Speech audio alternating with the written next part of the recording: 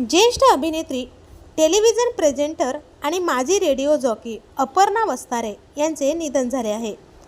वयाच्या 57व्या वर्षी त्यांचे कॅन्सरने निधन झाले. त्यांच्या जाण्याने त्यांच्या चाहत्यांवर शोककळा पसरली आहे. भाषेवर प्रभुत्व आणि सुंदर आवाजासाठी त्या प्रसिद्ध होत्या.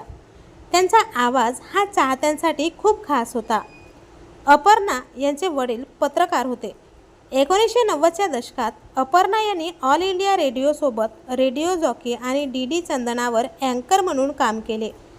नंतर त्यांनी काही मालिका देखील गाजवल्या. त्यांनी 1993मध्ये ऑल इंडिया रेडिओ जॉकी म्हणून आपल्या कारकिर्दीला सुरुवात केली होती. फुफ्फुसांच्या कर्करोगाशी 2 वर्ष झुंज दिल्यानंतर अखेर त्यांची प्राणज्योत मालवली. 2000 पर्यंत अनेक निर्मिती संस्थांसाठी त्या एक लोकप्रिय निवेदिका होत्या. रेडिओवरील त्यांचा आवाज आणि कार्यक्रम सादर करतानाचा त्यांचा साहस इतका आवडला की KSRTCने बंगळुरू मेट्रो प्रवासांच्या चढण्या उतरण्याच्या घोषणेसाठी त्यांचा आवाज रेकॉर्ड करून ठेवला आहे.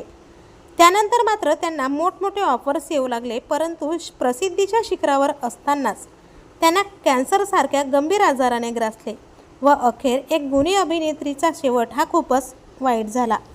अपर्णा वस्तारे यांच्या जाण्याने एक चांगली कलाकार सिनेसृष्टीतून दुरावली आहे. तर आपल्या YN मराठी न्यूजतर्फे या अभिनेत्रीला भावपूर्ण श्रद्धांजली.